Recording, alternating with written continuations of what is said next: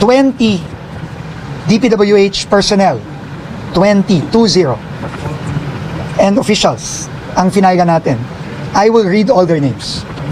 Henry Alcantara, Bryce Erickson Hernandez, JP Mendoza, John Michael Camos, Ernesto Galang, Lorenzo Pagtalunan, Norberto Santos, Jaime Hernandez, Flora Lynn Simbulan, Juanito Mendoza, Roberto Roque, Benedict Matawaran, Christina May Pineda, Paul Jason Duya, Merge Haron Laus, Lemuel Efraim Roque, RJ Domasig, Giancarlo Rivera, John Benex Francisco, Jojo Marie Tayaw.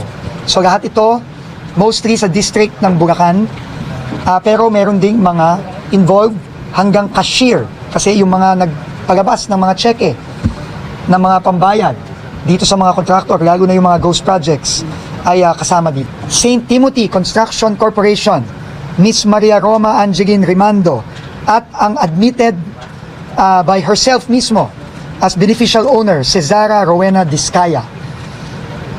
Wawaw Builders, Mark Alan Arevalo, Sims Construction Trading, Sally Santos, IM Construction Corporation, Robert Imperio. So total of 25 persons and 4 construction companies, no, ang kasama ng kasong ito. Ito ang mga kaso final natin. Anti-Graft and Corrupt Practices Act, malversation through falsification of public documents, and the violation of the Government Procurement Act.